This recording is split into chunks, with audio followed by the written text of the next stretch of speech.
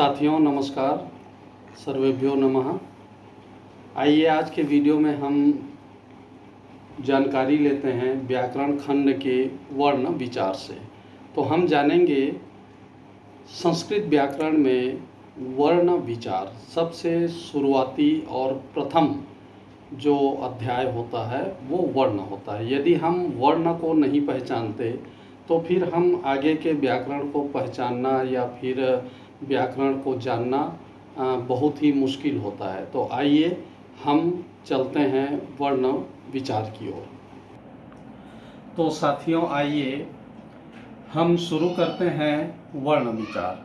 तो जैसा कि हम चर्चा कर रहे थे, संस्कृत व्याकरण में वर्ण विचार सबसे पहले और प्रथम चरण जिसे हम कहते हैं, किसी भी भाषा के विकासशील या भाषा को एकरूपता बनाए रखने के लिए वर्ण विचार या नियम, इनको प्राथमिकता देनी होती है, आवश्यकता होती है।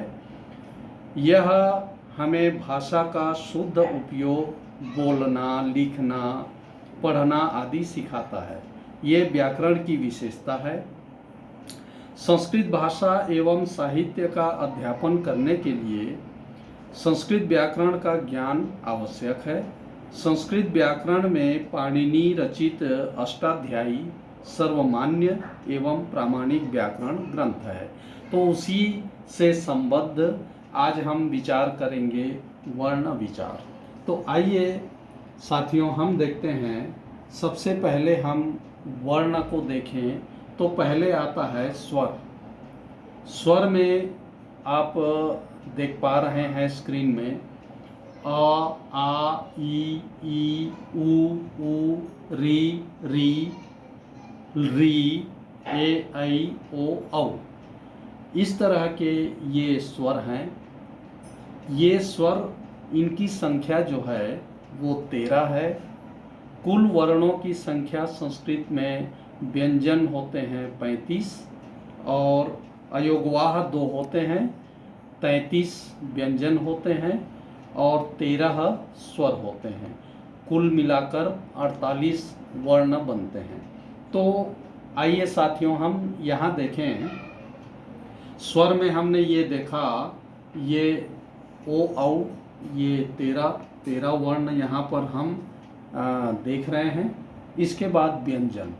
व्यंजन जो स्वरों की सहायता से उच्चारण किए जाते हैं, और जो स्वर होते हैं वो स्वर स्वयं में स्वतंत्र होते हैं। उनके उच्चारण के लिए किसी के सहायता की आवश्यकता नहीं होती। लेकिन व्यंजन व्यंजन का उच्चारण जब हमें करना होता है तो हमें स्वर की सहायता लेनी होती है। बिना स्वर की सहायता के व्यंजन उच्चारण में नहीं आते। तो ये जो व्यंजन हैं ये क से लेकर के ह तक ये व्यंजन में आते हैं। तो अब आइए इसे हम विभाग करते हैं। संस्कृत में जो उच्चारण का स्थान होता है वो अलग अलग वर्णों का उच्चारण का स्थान अलग अलग होता है और ये वर्गों में बटा हुआ है। ये 5 वर्ग में इसे बांटा गया है और उसके बाद ये अलग अलग वर्णों को वर्ग के हिसाब से इनका उच्चारण स्थान भी भिन्न भिन्न होता है। तो दोस्तों आइए हम देखते हैं। पहले है क वर्ग। क वर्ग में क, ख, ग, घ, अंग, ये 5 वर्ण आते हैं। ये इस तरह 5 वर्ग हैं। क वर्ग में क, ख, ग, घ, अंग। च वर्ग में च, छ, ज, झ, य। और ट वर्ग में ट, ठ, ड, ढ, ण। और त वर्ग में त, थ, द, ध, न। प वर्ग में प, फ, ब, भ, म। इस तरह से ये 5 वर्ग हैं। इन 5 वर्गों में क से लेकर के म तक को वर्णों को लिया हुआ ये व्यंजन है। इसके बाद अब हम आगे की ओर बढ़ते हैं। तो आइए मैं आपको दिखाऊं, यहाँ अंतस्थ वर्ण कहा जाता है जो य, र, ल और व। ये अंतस्थ वर्ण है।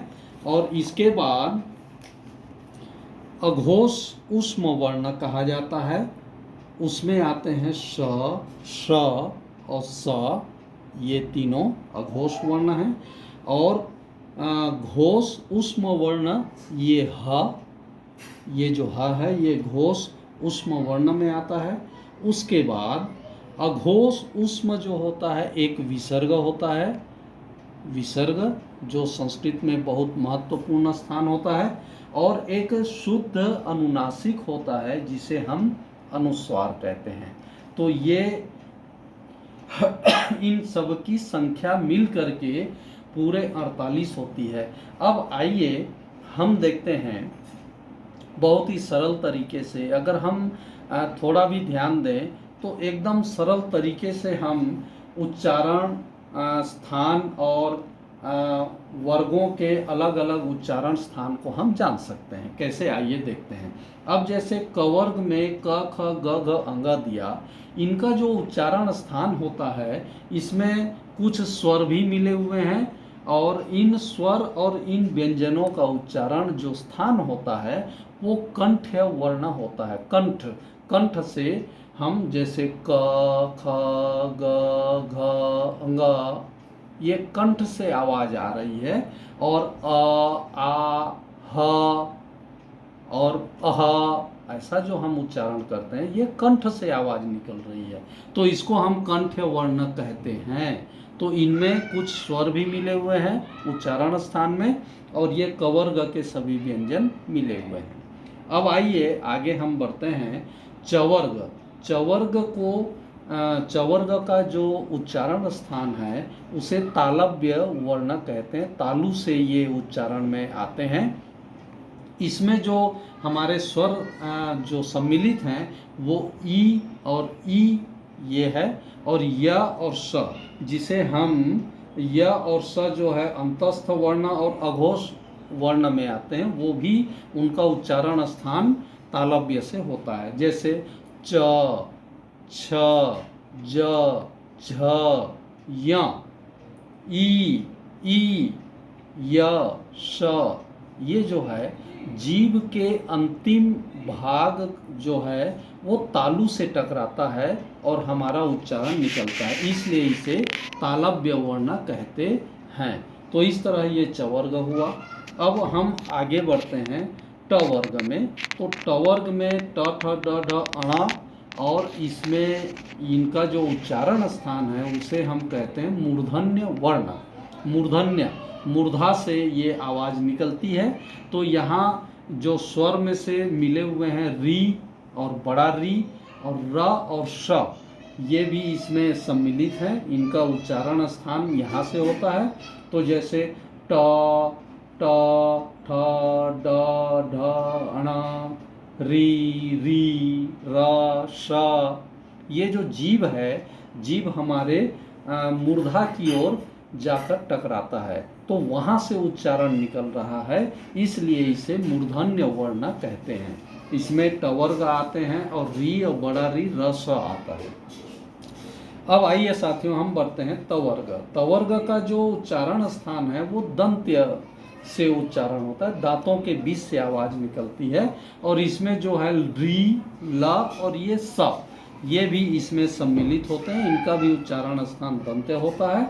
तो जैसे त, थ, द, हमारा जीभ जो है, जीभ दांतों से टकरा रहा है, त, थ, द, ध, न, और उसके बाद त, थ, द, ध, न, उसके बाद री, ल, स, ये जो है दांतों से टकराते हुए आवाज़, जीभ का छूना हो रहा है और आवाज़ निकल रही है, तो इसलिए इसे दंत्य स्थान या दंत्य वर्ण के नाम से इसको हम जानते हैं। अब आइए पवर्ग में हम चलते हैं। पवर्ग में प, फ, ब, भ, म, ये पवर्ग हैं। तो ये प, फ, ब, भ, म, और ये ओष्ठ से उच्चारण जो स्थान है ये ओष्ठ उच्चारण स्थान है। इसमें हमारे जो स्वर हैं वो उ और उ, बड़ा छोटा उ और बड़ा उ, ये दोनों इसमें मिश्रित हैं।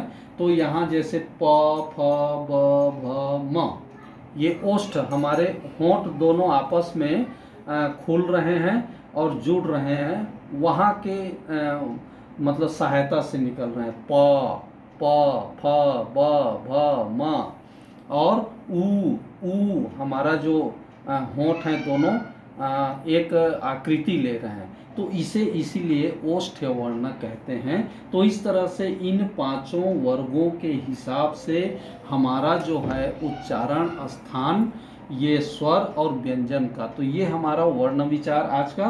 तो इसके अलावा ये हमारे कवर्ग, चवर्ग, टवर्ग, तवर्ग और पवर्ग, ये जो हैं टोटल हमारे 25 ये हमारे व्यंजन होते हैं। और यहाँ पर जो स्वर हैं आ ई उ री ए ऐ ओ औ, ये जो है ये 13 होते हैं।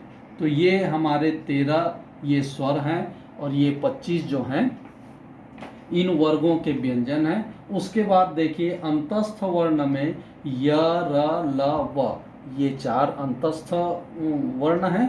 तो ये 4 हमारे इसमें जुड़ जाते हैं। और अघोष ऊष्म वर्ण, ये अघोष ऊष्म वर्ण जो हैं स, श और स, ये जो है ये 3 हैं। इन तीनों को हम ले लेते हैं। और दोष ऊष्म वर्ण ये जो है ये 1 है, तो इसे 1 लेते हैं साथियों। उसके बाद अघोष ऊष्म विसर्ग होता है, जिसे जैसे रामः, बालकः, ये जो विसर्ग आता है अह जिसको हम कहते हैं वो 1 होता है। और शुद्ध अनुनासिक जैसे रामम, फलम, पुस्तकम, ये जो अनुनासिक जो हमारा अनुस्वार होता है ये 1 होता है।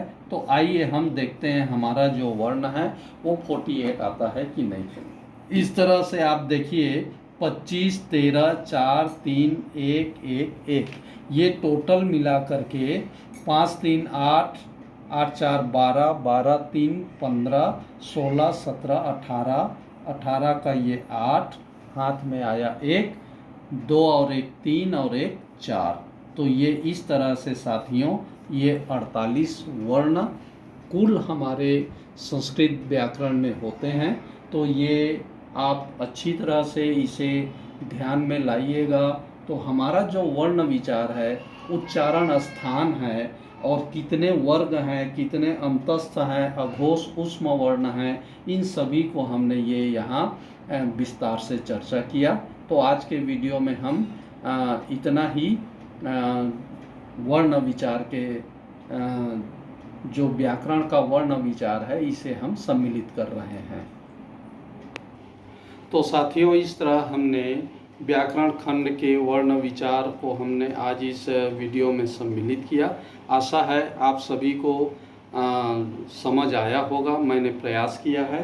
तो साथियों अगर हमारा ये वीडियो आपको पसंद आए तो हमारे चैनल को लाइक करिए, सब्सक्राइब करिएगा और शेयर करिएगा। और इस तरह के वीडियो प्राप्त करते रहने के लिए बेल आइकन को दबाइएगा।